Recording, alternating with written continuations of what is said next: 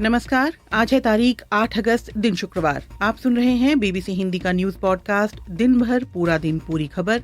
मेरा नाम है मानसी दास और मैं हूँ सुमिरनप्रीत कौर।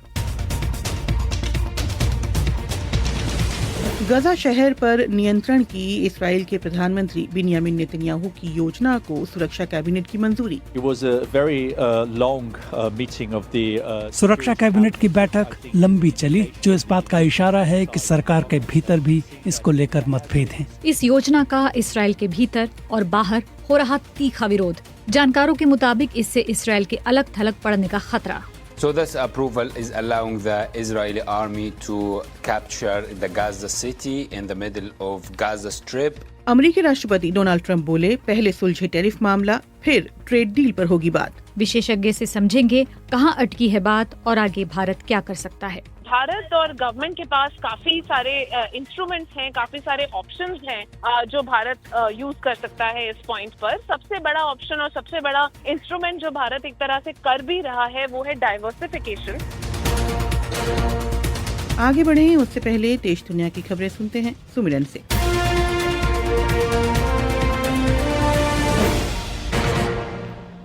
रूस को यूक्रेन के साथ युद्ध विराम पर सहमत होने और ऐसा ना कर पाने पर व्यापक प्रतिबंधों का सामना करने के लिए डोनाल्ड ट्रंप द्वारा दी गई डेडलाइन आज खत्म होने वाली है। हालांकि अमेरिकी राष्ट्रपति डोनाल्ड ट्रंप ने ये साफ नहीं किया है कि क्या वो रूस और उसके व्यापारिक साझेदारों को पीनलाइज करने की अपनी बात पर अमल करेंगे या नहीं। रूस ने गुरुवार को कहा था कि अमेरिकी राष्ट्रपति और रूसी राष्ट्रपति आने वाले दिनों में एक शिखर सम्मेलन कर सकते हैं। संयुक्त राष्ट्र के अधिकारियों ने गजा में खाद्य वितरण प्रयासों के लिए आलोचनाओं का सामना कर रहे गजा ह्यूमैनिटेरियन फाउंडेशन के साथ बातचीत की है। न्यूयॉर्क में संयुक्त राष्ट्र एजेंसियों और जीएचएफ के प्रमुख के बीच एक गोपनीय बैठक संयुक्त राष्ट्र के रुख में एक बदलाव का संकेत है। संयुक्त राष्ट्र ने बार बार चेतावनी दी है कि अमेरिका और इसराइल समर्थित सहायता कार्यक्रम गजा को भुखमरी की ओर ले जा रहा है। क्वेटा समेत पूरे बलूचिस्तान में मोबाइल इंटरनेट सेवा बंद है। बलूचिस्तान सरकार के एक वरिष्ठ अधिकारी के मुताबिक सुरक्षा कारणों के मद्देनजर पूरे प्रांत में मोबाइल इंटरनेट सेवाएं निलंबित कर दी गई हैं। बलूचिस्तान सरकार के एक अधिकारी ने नाम ना छापने की शर्त पर बीबीसी उर्दू से बातचीत में इस बात की पुष्टि की। उन्होंने कहा, आतंकी घटनाओं की आशंकाओं के चलते पूरे बलूचिस्तान में 31 अगस्त तक मोबाइल इंटरनेट सेवा बंद रहेगी। अमेरिका ने वेनेजुएला के राष्ट्रपति निकोलस मादुरो की गिरफ्तारी में मदद करने वाली जानकारी देने पर इनाम की राशि 2 गुना यानी $5 करोड़ कर दी है। अमेरिकी प्रशासन ने मादुरो पर विश्व के सबसे बड़े मादक पदार्थ के तस्करों में से एक होने का आरोप लगाया है। अमेरिकी राष्ट्रपति डोनाल्ड ट्रंप लंबे समय से मादुरो के आलोचक रहे हैं। जनवरी में हुए विवादित चुनाव के बाद मादुरो ने दोबारा सत्ता संभाली थी, जिसे अंतर्राष्ट्रीय समुदाय ने व्यापक रूप से खारिज कर दिया था। वेनेजुएला के विदेश मंत्री इवान गिल ने इसे राजनीतिक दुष्प्रचार बताया है।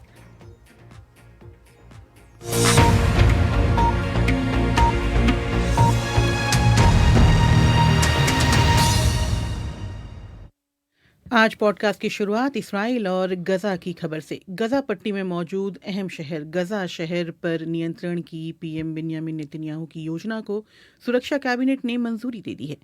आज सुबह सुरक्षा कैबिनेट की बैठक हुई थी, जिसके बाद ये फैसला लिया गया। इसराइल के भीतर और बाहर अंतर्राष्ट्रीय स्तर पर इसकी तीखी आलोचना देखी जा रही है।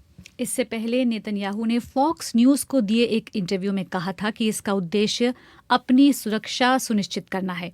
उन्होंने फॉक्स न्यूज संवाददाता बिल हैमर से कहा, assure our security, remove Hamas there, enable the population to be free of Gaza.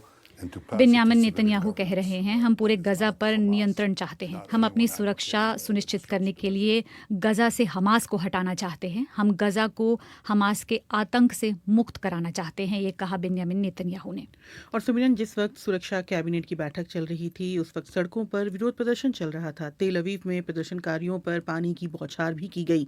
Israel में बंधकों के परिजन इस फैसले का विरोध कर रहे हैं। वहीं इसराइल के जो चीफ ऑफ आर्मी स्टाफ हैं, उन्होंने भी इसका विरोध किया है और विरोध करने वालों का ये कहना है कि इससे बंधकों और आम फिलिस्तीनियों के लिए खतरा हो सकता है। मानसी, यहाँ पर बंधकों की बात करें तो अभी भी 50 लोग हमास के कब्जे में हैं और इनमें से कहा जा रहा है कि 20 जीवित हैं। सुनिए बीबीसी मध्य पूर्व मामलों के संवाददाता ह्यूगो बशेगा का भेजा ब्यौरा। It was a very long meeting of the सुरक्षा कैबिनेट की बैठक लंबी चली, जो इस बात का इशारा है कि सरकार के भीतर भी इसको लेकर मतभेद हैं। आज सवेरे आ रही खबरों में कहा गया कि चीफ ऑफ आर्मी स्टाफ और प्रधानमंत्री के बीच तीखी बहस हुई है। वो गजा में सैन्य कार्रवाई के विस्तार का और गजा में कब्जे का विरोध कर रहे हैं। उनका कहना है कि इससे बड़ी संख्या में फलस्तीनी प्रभावित होंगे। साथ ही सैनिकों पर इसका असर पड़ेगा, जो लगभग 2 साल के युद्ध से थक गए हैं। बंधकों के परिजनों का कहना है कि सैन्य कार्रवाई का कोई खास नतीजा नहीं निकला है, ये नाकाम रही है। उनका कहना है कि सरकार हमास के साथ किसी समझौते पर पहुंचे। सुरक्षा कैबिनेट की बैठक के बाद इस्राएली पीएम के दफ्तर से एक बयान जारी किया गया, जिसमें कहा गया कि इस प्रस्ताव को कैबिनेट ने बहुमत से पास किया है। इसके तहत सेना 5 बिंदुओं पर काम करेगी और ये 5 बिंदु हैं। पहला, हमास का निशस्त्रीकरण यानी डिसआर्मामेंट। दूसरा, जीवित और मृत सभी बंधकों की वापसी। तीसरा, गजा का असैन्यकरण। चौथा, गजा पट्टी पर इसराइल का सुरक्षा नियंत्रण। और 5वां, गजा में ऐसी सरकार बनाना जिसमें हमास और फलस्तीनी प्राधिकरण के प्रतिनिधि ना हों। और इस बयान में जिस शब्द का इस्तेमाल किया गया है वो है टेक ओवर। ऑक्यूपेशन यानी जिसका मतलब कब्जा होता है, उस शब्द का इस्तेमाल इसमें नहीं किया गया है, लेकिन माना ये जा रहा है कि ये पूरे गजा पर नियंत्रण का इसराइल का पहला चरण है। और अभी ये भी साफ नहीं है कि इसराइल ये अभियान कब शुरू करेगा और किस तरह से शुरू करेगा। इस पर गजा में क्या प्रतिक्रिया है ये जान लेते हैं। गजा में रहने वाले महमूद अली अल जैद कहते हैं, وين ما تروح محتل غزة ايش يعني بده يعمل اكثر من هيك كل الضمان اللي احنا فيه محتل غزة يطلع على البحر तो महमूद कह रहे हैं वो लोग गजा पर कब्जा कर चुके हैं। गजा में जहां जाए यही दिखता है और वो ज्यादा क्या करेंगे। उन्होंने गजा पर कब्जा कर लिया है, इसे तबाह कर दिया है। हम थक चुके हैं, ये जंग कब रुकेगी। और हमास ने भी इसराइल के इस फैसले की आलोचना की है। एक बयान में उसने कहा है कि नेतन्याहू सरकार गजा में जो कर रही है वो जातीय सफाया है और बंधकों के भविष्य की अनदेखी कर रही है। हमास का ये कहना है कि ये फैसला ये बताता है कि इसराइल कतर में हो रही वार्ता से पीछे क्यों हट गया था। इसराइल की इस कार्रवाई का गजा पर क्या असर होगा, किस तरह का असर होगा, बता रहे हैं BBC अरबी सेवा के कॉरेस्पॉन्डेंट मोहम्मद ताहा। So this approval is allowing the Israeli army to capture the Gaza city in the middle of Gaza Strip and the Mohammad ताहा कह रहे हैं इस आदेश के बाद अब गजा पट्टी के बीच में मौजूद गजा शहर पर इसराइली सेना कब्जा कर सकती है। शहर के आसपास बसे राहत शिविरों, अल नुसरत, देर अल बलाह और अन्य कैंपों पर लगभग 10 लाख लोग हैं। ये कोशिश बड़े पैमाने पर लोगों को यहाँ से निकाल ले जाने का खतरा पैदा कर सकती है। इससे पूरे इलाके पर बहुत बड़ा असर होगा। लेकिन इस कदम से इसराइल के अलग थलग पड़ने का खतरा भी बताया जा रहा है। रिएक्शन जिसकी हम बात कर रहे थे, इंटरनेशनल प्रतिक्रिया आ रही है इस पर। ब्रितानी प्रधानमंत्री कीयर स्टारमर ने इसे गलत कदम कहा है और कहा है कि इससे और अधिक जानें जाएंगी। संयुक्त राष्ट्र के मानवाधिकार मामलों के प्रमुख वोल्कर तुर्क ने कहा है कि ये सेंसलेस तबाही होगी।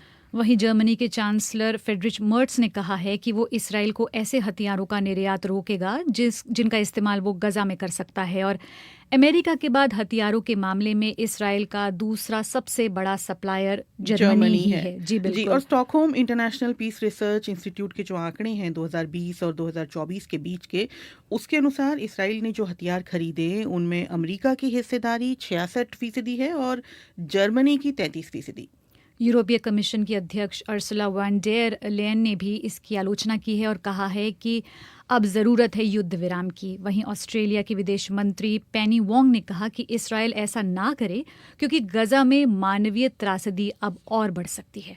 वहीं तुर्की ने अंतर्राष्ट्रीय समुदाय से ये अपील की है कि वो इसराइल को इस योजना को लागू करने से रोके और चीन की भी इस पर प्रतिक्रिया आई है। जी, चीन ने कहा है कि गजा फ़लस्तीनी लोगों की जगह है और फ़लस्तीनी क्षेत्र का ही हिस्सा है और डेनमार्क और फिनलैंड ने भी इसका विरोध किया है। पॉडकास्ट में शामिल करते हैं यरूशलेम से वरिष्ठ पत्रकार हरेंद्र मिश्रा को। हरेंद्र, सबसे पहले आपसे ये जानना चाहेंगे कि इसराइल के भीतर इसका विरोध हो रहा है, लोग इस फैसले को किस तरह देख रहे हैं?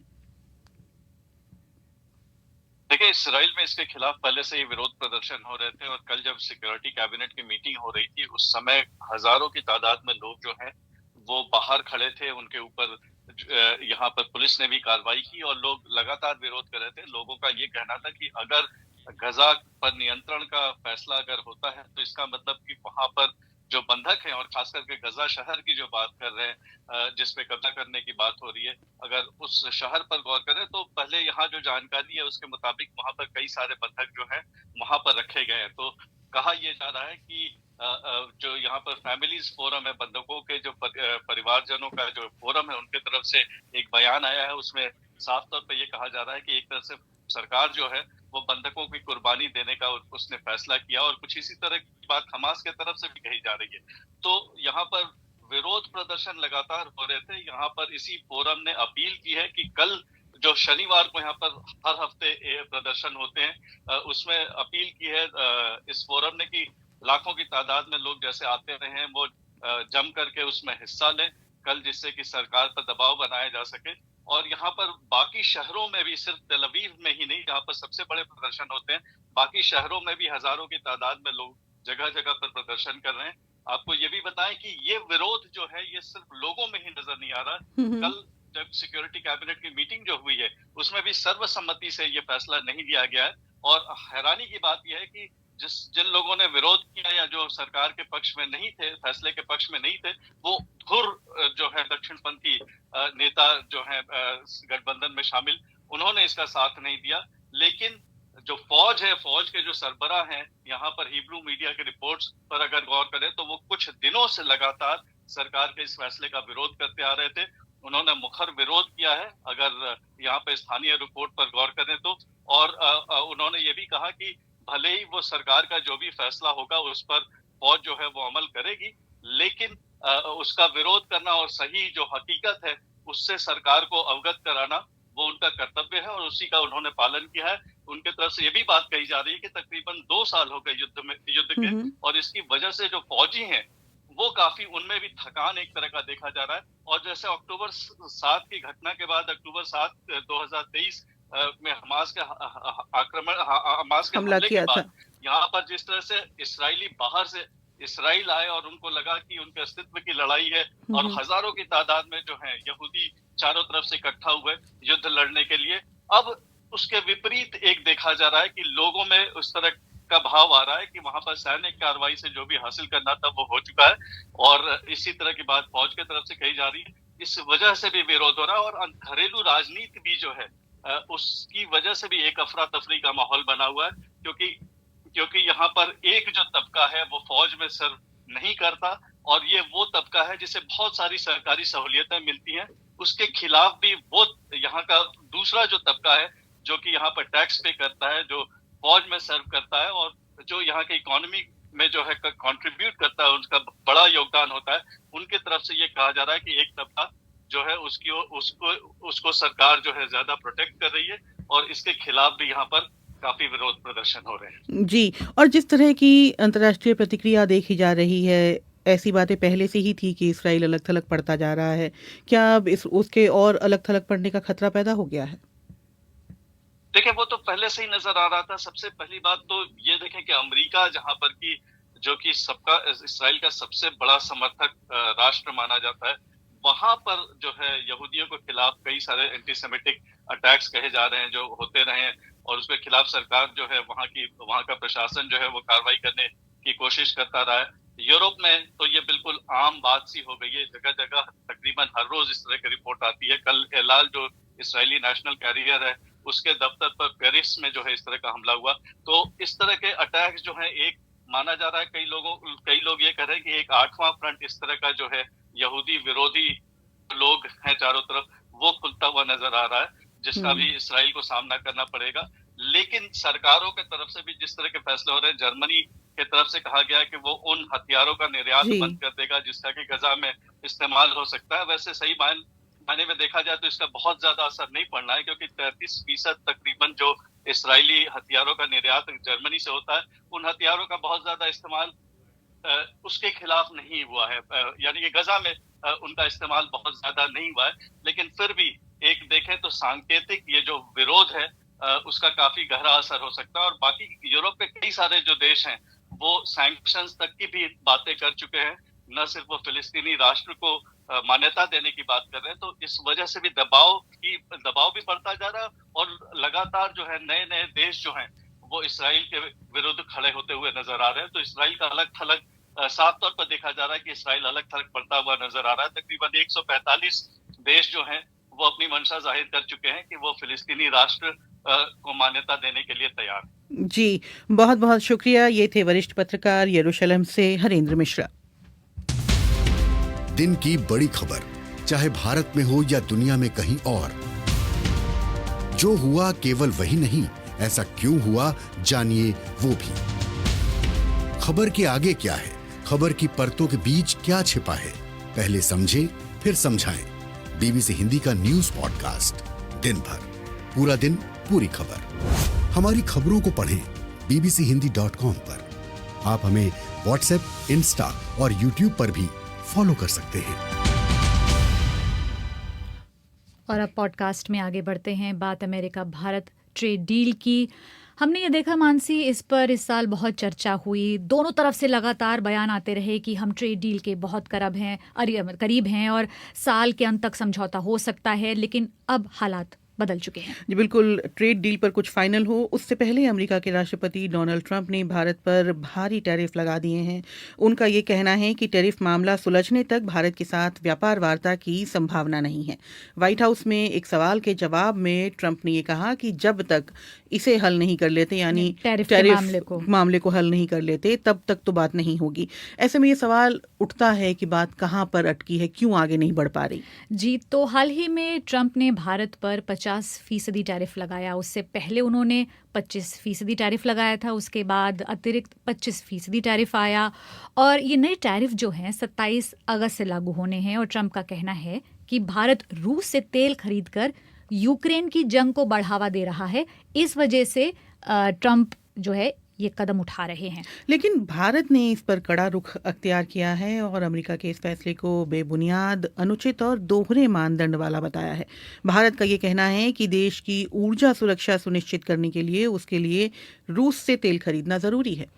लेकिन ट्रंप के इस फैसले के बाद मानसी कुछ ऐसी भी खबरें आई जो भू राजनीति के लिहाज से महत्वपूर्ण है। पहला, रूस के राष्ट्रपति व्लादिमीर पुतिन भारत का दौरा कर सकते हैं और ये जानकारी भारत के राष्ट्रीय सुरक्षा सलाहकार अजीत डोभाल ने दी। मॉस्को में एक मीटिंग के दौरान उन्होंने कहा था, We have had high-level engagements and these high-level engagements have contributed very substantially. तो अजीत डोभाल ने हाई लेवल एंगेजमेंट्स की बात करते हुए बताया कि राष्ट्रपति पुतिन की भारत यात्रा के बारे में वो बेहद उत्साहित और खुश हैं और उन्हें लगता है कि उनके दौरे की तारीख लगभग तय हो चुकी है। शिखर सम्मेलन स्तर की बैठकें हमेशा से ही महत्वपूर्ण रही हैं और इनसे हमारे रिश्तों को एक नई दिशा मिलेगी। और आपको ये बता दूं कि अजीत डोभाल जिस वक्त मॉस्को में थे, उसी समय ट्रंप के जो दूत हैं स्टीव विटकॉफ, वो भी मॉस्को में मौजूद थे। और हालांकि पुतिन का ये जो भारत दौरा है उसे लेकर कोई खास तारीख नहीं बताई गई है अब तक। और दूसरी तरफ ब्राजील के राष्ट्रपति लूला दा सिल्वा ने पीएम मोदी से आज फोन पर बात की है और ब्राजील पर भी ट्रंप ने 50% टैरिफ लगाया है।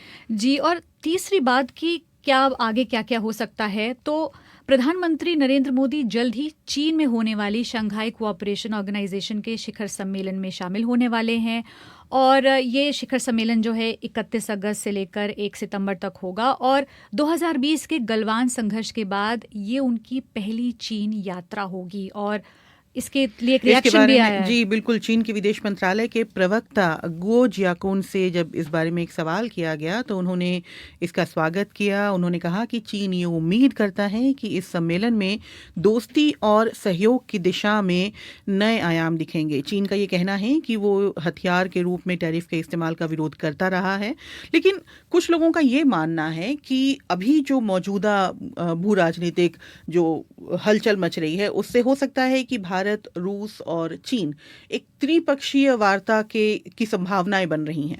जी, यही कुछ सवाल मैंने सामने रखे और बात की अर्थशास्त्री मिताली निकोरे से और सबसे पहले यही पूछा कि अब आगे भारत क्या कर सकता है और दूसरा कि जहाँ तक ये डील की बात है, भारत और अमेरिका की डील की बात है, तो अब पेच कहाँ फंसा हुआ है। जब से ये पूरा कॉन्वर्सेशन स्टार्ट हुआ है, चाहे वो फरवरी से लेके अब तक हो, तो भारत की तरफ से एक कंसिस्टेंट लाइन आई है कि हम चाहते हैं कि एक ट्रेड डील हो अमेरिका के साथ, हम चाहते हैं कि हमारा ट्रेड अमेरिका के साथ बढ़े। वेराज अगर हम अमेरिका का टोन देखें तो वो ऊपर नीचे ऐसे हो रहा है कि कभी वो कह रहे हैं कि हाँ हम तो ट्रेड डील नेगोशिएट कर रहे हैं, हम चाहते हैं कि ये भारत के साथ ये ट्रेड डील हो, और कभी कहते हैं नहीं हमें भारत का ये एटीट्यूड पसंद नहीं है कि वो रशिया के साथ ट्रेड कर रहे हैं, वो ऑयल खरीद रहे हैं, एक्सेट्रा एक्सेट्रा।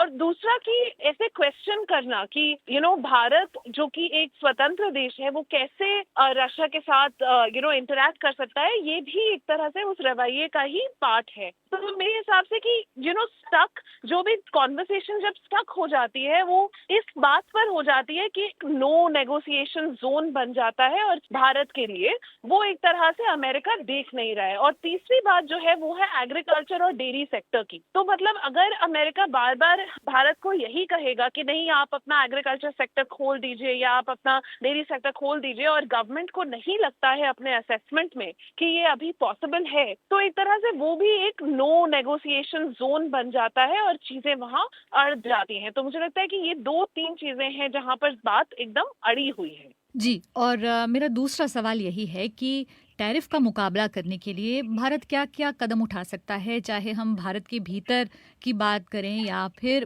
भारत की विदेश नीति की बात करें। तो भारत और गवर्नमेंट के पास काफी सारे इंस्ट्रूमेंट्स हैं, काफी सारे ऑप्शंस हैं जो भारत यूज कर सकता है इस पॉइंट पर। सबसे बड़ा ऑप्शन और सबसे बड़ा इंस्ट्रूमेंट जो भारत एक तरह से कर भी रहा है वो है डाइवर्सिफिकेशन। अगर आप देखेंगे तो आपने यही देखा होगा कि प्राइम मिनिस्टर मोदी चाइना जा रहे हैं इसी महीने शंघाई कोऑपरेशन ऑर्गेनाइजेशन का समिट अटेंड करने के लिए। ऑलरेडी उन्होंने ब्राजील के प्रेसिडेंट से भी डिस्कशंस करे हैं, वो रशिया के साथ भी डिस्कशंस कर रहे हैं। एनएसए जो हमारे नेशनल सिक्योरिटी एडवाइजर हैं वो ऑलरेडी रशिया में हैं। तो एक तरह से हमारी अगर विदेश नीति की ओर देखा जाए तो गवर्नमेंट ऑफ इंडिया काफी ये वाले ऑप्शंस डाइवर्सिफिकेशन की तरफ परस्यू कर रहे हैं। और दूसरा ऑफ कोर्स एक इंस्ट्रूमेंट ये भी रहता है कि आप टिट फॉर टैट टैरिफ्स, यानी कि एक तरह से आप भी खुद टैरिफ लगाएं या इंपोर्ट ड्यूटीज लगाएं। ये ऑप्शन अभी तक भारत ने यूज नहीं करा है, क्योंकि एक तरीके से जैसे मैं कहूंगी कि एक बहुत ही मेजर्ड रिस्पॉन्स गवर्नमेंट का अभी इस समय पर, और वो ये देख रहे हैं कि क्या नेगोशिएशन का पाथ अभी भी अगर चल सकता है, बैक चैनल कॉन्वर्सेशन का पाथ अभी भी चल सकता है, तो ये टिट फॉर टैट टैरिफ की डिस्कशन और इनफैक्ट किसी भी प्रेस रिलीज में भी बोला भी नहीं गया है। और नंबर 3 इंस्ट्रूमेंट जो कि एक तरह से भारत के पास है, जो कि काफी देशों के पास एक्चुअली नहीं है, वो है भारत का सॉफ्ट पावर और प्राइम मिनिस्टर मोदी का भी एक तरह से इन्फ्लुएंस। क्योंकि आप ये देखें कि वोकल फॉर लोकल और स्वदेशी ये दोनों टर्म्स ऑलरेडी यूज होने लग गए हैं व्हाट्सएप फॉरवर्ड्स में भी। तो आप यही देखेंगे कि एक तरह से इस सॉफ्ट पावर को यूज करके लोगों को थोड़ा ये कहेगी कि आप बाहर की चीजें फिर मत खरीदिए, अमेरिकी प्रोडक्ट्स मत खरीदिए। तो ये भी एक इन्फ्लुएंस है, एक सॉफ्ट पावर है इंडिया के पास। तो यही तीसरा सवाल है, अगर मौजूदा परिस्थिति की बात की जाए तो ये जो ब्रिक्स है, क्या इसकी इम्पोर्टेंस और बढ़ जाती है? जी बिल्कुल, ब्रिक्स की जो इम्पोर्टेंस है वो अब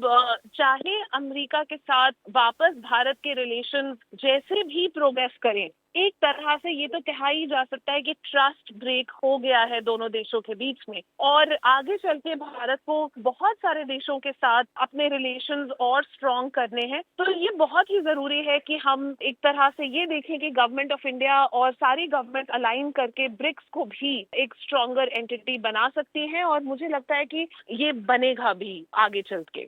क्या अभी भी ट्रंप के रुख में कोई बदलाव देखा जा सकता है आने वाले दिनों में? क्योंकि कई बार हमने देखा है कि उन्होंने अपने स्टेटमेंट्स में कुछ बदलाव किए हैं।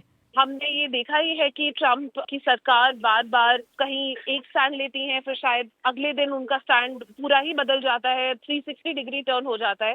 तो ये तो बैक चैनल नेगोशिएशंस और डिस्कशंस पर थोड़ा डिपेंड करेगा कि क्या ये चेंज आता है या नहीं, लेकिन आई थिंक हम सभी देख रहे हैं कि क्या हो रहा है। तो भारत और अमेरिका के बीच ट्रेड डील पर बात कहाँ फंसी है, साथ ही साथ भारत के सामने क्या ऑप्शंस है, बता रही थी अर्थशास्त्री मिताली निकोरे। और अब बात कहानी जिंदगी की, और इसमें आज बात करेंगे साई परांजपे पर। यह नाम आप जानती होंगी। बिल्कुल, क्योंकि इनकी फिल्म जो है चश्मे बद्दूर वो काफ़ी बार देखी है मैंने। और इनकी एक और फिल्म थी स्पर्श, जिसे इनाम भी मिला था और बहुत ही संवेदनशील मुद्दे पर बनी फिल्म थी। तो इनसे बात की वरिष्ठ पत्रकार इरफान ने। हमको बताइए कि आपकी माँ ने आपके जीवन की जो सफलताएं थी उनको कहाँ तक देखा और क्या उनकी राय क्या थी? मैं ये कहूँगी कि मेरा जो भी आज तक का किया हुआ है, जो भी, चाहे वो फिल्म हो या नाटक हो या टेलीविज़न का कोई एक एपिसोड हो, हर फ्रेम में मेरी माँ मौजूद है कहीं से, क्योंकि जो मैं हूँ ये पूरी तरह उन्होंने मुझे बनाया। Her presence is really there in उनकी मौजूदगी मेरे जीवन की हर उस रचनात्मक चीज में रही है जो मैंने अब तक की है। जब मैं 7-8 बरस की बच्ची थी तो वो रात में सोने से पहले मुझे कहानी सुनाती थी। एक दिन उन्होंने कहा कि आज मुझे कोई कहानी नहीं सूझ रही है, आज तुम मुझे सोने से पहले कोई कहानी क्यों नहीं सुनाती हो? मैंने कहा ठीक है, और मैंने उन्हें कोई परियों की कहानी सुनाई।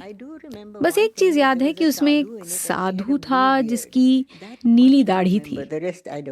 कहानी सुनने के बाद उन्होंने कहा कि ये तो मैंने तुम्हें नहीं सुनाई थी, तुमने ये कहाँ सुनी या पढ़ी? मैंने कहा कहीं नहीं, ये मैंने बनाई है। उन्होंने कहा नहीं, तुम ऐसे ही कह रही हो, ये तुमने बनाई है। मैंने कहा जी, ये मैंने बनाई है, और थोड़े बड़बोलेपन से कहा कि मैंने बहुत सी कहानियां बनाई हैं। तो उन्होंने कहा सुनाओ, तो मैंने सुनाई, और उसके बाद तो मेरी आफत आ गई, क्योंकि उस दिन के बाद से मुझे बाहर खेलने के लिए जाने की तब तक इजाजत नहीं मिलती थी जब तक मैं 3 पन्ने लिख ना लूं। मैं अपने आप को कोसती थी कि मैंने क्यों कहानी सुनाई, क्योंकि अब तो ये सजा हो गई थी, और मुझसे अगर कोई कुछ करने को कहता था तो मुझे बहुत बुरा लगता था। अपनी मर्जी से करूं तो अलग बात है। खैर, ये सब ऐसे शुरू हुआ। जब उनके पास मेरा लिखा अच्छा खासा काम जमा हो गया तो उन्होंने उसे प्रकाशित करवाया, और 8 साल की उम्र में मेरी कहानियों की एक छोटी सी किताब छप कर आ गई। ये सुनने में काफी शानदार लगता है, लेकिन इसका सारा श्रेय मेरी माँ को ही जाता है। वो मेरे लिए बहुत महत्वाकांक्षी थी। अच्छा, हम देखते हैं कि करीब 10 वर्षों के अरसे में 1980 में आपने स्पर्श बनाई, 1990 में दिशा बनाई, साज बनाई, उसके बाद नहीं वही कह रहा हूँ कि मतलब इतने लंबे अरसे में बहुत थोड़ी सी फिल्में आपने बनाई, उसमें क्या प्रोड्यूसर, क्योंकि आप तो खूब सारा लिखती हैं, आपके पास तो बहुत सारे विषय रहे, तो क्या इसमें प्रोड्यूसर्स की कमी? हाँ, मैं बताती हूँ क्या है उसमें। एक तो कि मैं ये बात अपनी किताब में भी कह चुकी हूँ कि मैं हर तरह के मीडिया से दिल लगाती रहती हूँ। मैं सिर्फ फिल्में ही नहीं, टेलीविजन भी करती हूँ, थिएटर भी करती हूँ, लिखती हूँ। दरअसल लोग याद नहीं रखते कि मैं लिखती हूँ, और मुझे लेखिका के तौर पर नाम पाना ज्यादा पसंद है बनस्पत निर्देशक के।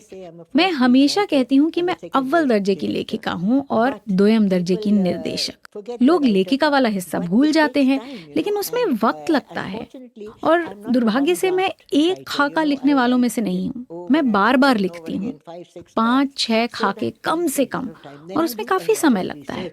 इसके अलावा मैं अपने काम के लिए बहुत शोध करती हूँ। जैसे पपीहा के लिए मैंने पूरा 1 साल लगाया। पपीहा एक लव ट्रायंगल था जिसमें हीरो वन अधिकारी था, हीरोइन सामाजिक एंथ्रोपोलॉजिस्ट जो आदिवासियों पर शोध कर रही हैं, और इस त्रिकोण का तीसरा कोण था जंगल। तो इसके लिए आदिवासियों और जंगलों में साल भर का अध्ययन करना पड़ा। Touring the forests of Maharashtra, Tadoba Nagzira से लेकर महाराष्ट्र के किसी जंगल का नाम ले लीजिए, मैं उसमें घूमी हूँ। Gone through that forest and so इसमें बहुत समय लगता है, और मैं अपना काम बड़ी गंभीरता से करती हूँ। जैसे पपीहा के लिए मैं जंगलों और आदिवासियों के बारे में खूब पढ़ती हूँ, लेकिन जब तक खुद अनुभव न कर लूं तब तक चैन नहीं पड़ता। इसमें वक्त लगता है, और फिर मैं बीच बीच में बहुत सा थिएटर करती हूँ। मैं काफ़ी टेलीविज़न कर रही हूँ। मैंने बहुत से टेली सीरियल्स बनाए, जैसे अड़ोस पड़ोस, आई डिड हम पंछी एक चौल के, हाँ, एंड दादागिरी एंड लॉट्स ऑफ, और बहुत सा काम किया है। सो इट्स नॉट, मैंने अपना सारा ध्यान फिल्मकार बनने पर नहीं लगाया, film maker, so that's why इसलिए मेरी फिल्म में दूसरों के मुकाबले कम है। Limited film wise. तो सही परांज पे से बात कर रहे थे वरिष्ठ पत्रकार इरफान, और ये पूरा इंटरव्यू आप बीबीसी हिंदी की वेबसाइट और बीबीसी हिंदी के यूट्यूब और फेसबुक पन्ने पर सुन सकते हैं। तो आज पॉडकास्ट में इतना ही। अब आपसे अगली मुलाकात सोमवार शाम 7:30 बजे होगी। तब तक देश दुनिया की खबरों के लिए, विश्लेषण के लिए जुड़े रहिए बीबीसी हिंदी की वेबसाइट के साथ, यूट्यूब पन्ने और फेसबुक पन्ने के साथ। आज स्टूडियो संभाला तिलक राज भाटिया ने। आज के लिए मुझे और सुमिरन को दें इजाजत। नमस्कार।